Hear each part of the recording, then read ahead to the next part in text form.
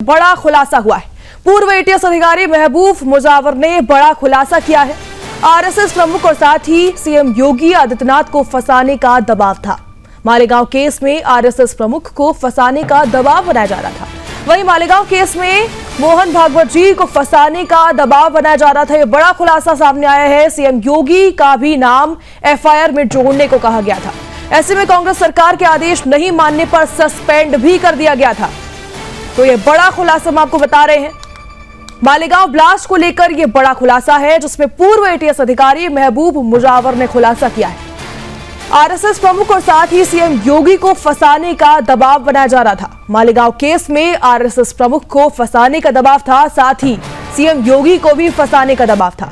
Malegaon case में मोहन भागवत जी को फंसाने की पूरी कोशिश की जा रही थी। सीएम योगी आदित्यनाथ का नाम भी एफआईआर में जोड़े जाने को कहा गया था। कांग्रेस सरकार के आदेश नहीं मानने पर अधिकारी को उस समय सस्पेंड कर दिया गया था। तो ये बड़ी खबर हम आपको बता रहे हैं। मालेगांव ब्लास्ट से जुड़ी बड़ी खबर। पूर्व एटीएस अधिकारी महबूब मुजावर ने खुद खुलासा किया है। ऐसे में आरएसएस प्रमुख और साथ ही सीएम योगी को फंसाने पर दबाव बनाया जा रहा था, जिसे नहीं मानने पर सस्पेंड कर दिया गया।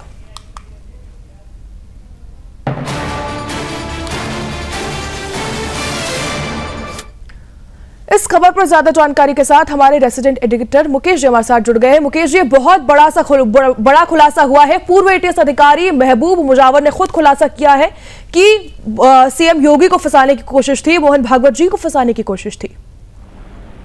बिल्कुल, देखिए, भगवान के नैरेटिव को सेट करने के लिए पूरी कहानी रची गई थी। और ये जो मुजावर है, महबूब मुजावर ने जब इस बात को जो साजिश चल रही थी, ये चूंकि एटीएस अधिकारी थे और जांच में शामिल थे, और वो जो साजिश की रची जा रही थी उसको जब इन्होंने देखा, तो इन्होंने जब उसका विरोध किया, तो इनके अधिकारी जो भगवा आतंकवाद की थ्योरी को गढ़ रहे थे, उन्होंने भी इसका विरोध किया और इनको भी वहां बर्खास्त कर दिया गया। तो केवल इतनी बात नहीं है कि इन्होंने आज इनको बर्खास्त कर दिया गया था, और उसके बाद इनकी भी जांच की।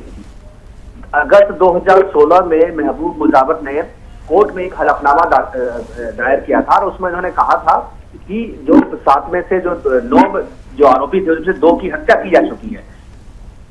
और उनका नाम भी उन्होंने बताया था कि संदीप हांगे और रामजी कलसांगर, ये जो दोनों गवाह जो अभी तक अज्ञात है, अभी तक पता नहीं चला है वो कहाँ है, उनका कोई ट्रेस आउट नहीं है। उसके बारे में इन्होंने दावा किया कि ये दोनों जो आरोपी थे, इन दोनों आरोपी की हत्या करके, और 26 से 11 जो मुंबई हमला में जो लोग मारे गए थे, उसमें 2 अज्ञात सब मिले थे।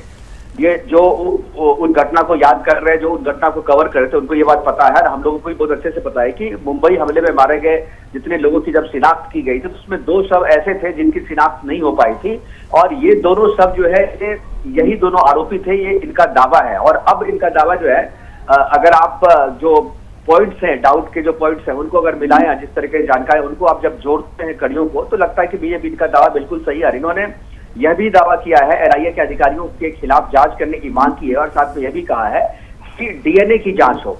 जो लोग दबाए गए हैं वहां पे, जो अज्ञात लाश जो मिली थी, उनका डीएनए, और ये जो दोनों संदीप हांगे और रामजी कलसांगर हैं, इन दोनों के डीएनए से मैच कराया जाए, तब पता चलेगा कि ये वही लोग थे। इनका दावा है, क्योंकि इनका पूरा विश्वास है, क्योंकि ये पूरे जांच के प्रकरण में ये शामिल थे, और इस जांच में किस तरीके से भगवा आतंकवाद की थ्योरी को गढ़ा जा रहा था, इसके ये गवाह हैं। और इन्होंने जो कहा है अपने बयान में कि सर संचालक श्री मोहन जी भागवत को फंसाने की कोशिश की गई थी, और इन पर दबाव डाला गया था कि उनका नाम इसमें घसीटे, और ये जो 2 आरोपी जो गायब हैं, उनकी हत्या में, खासतौर से उनकी हत्या में मोहन जी भागवत का नाम जो है घसीटने के लिए, लेने के लिए कहा गया था, और अधिकारियों पर दबाव था।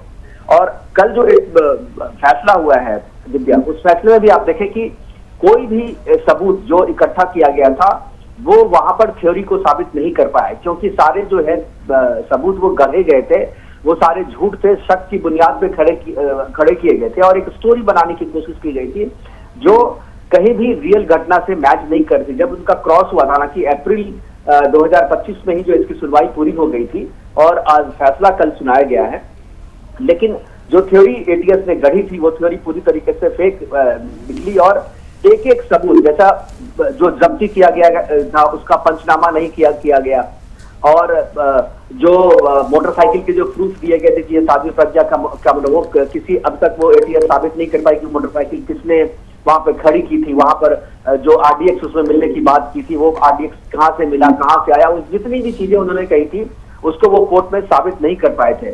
साथ में एक चीज और वहां पे आई थी कि जब ये ब्लास्ट हुआ था तो वहां पर जब जो पुलिसकर्मी से बंदूक छीनने की कोशिश हुई, ये भी उनके चार्जशीट में लिखा हुआ है, लेकिन वो बंदूक छीनने की कोशिश किसने की, कब की, उसका कोई सबूत जो है वो दे नहीं पाए। तो ये पूरी तरीके से एक कहानी रची गई थी, गढ़ी गई थी, जिसमें जो हिंदूवादी नेता है उनको फंसाने की कोशिश की गई थी और एक भगवा टेररिज्म की थ्योरी जो है उसको एस्टैब्लिश करने की कोशिश की गई थी। और इसी का विरोध जो है, ये मुजावर जो है, महबूब मुजावर, जो वहाँ एडीएस अधिकारी थे, वो उन्होंने किया था इसका, जिसकी वजह से इनको भी जांच का सामना करना पड़ा और इनको जेल भी जाना पड़ा था।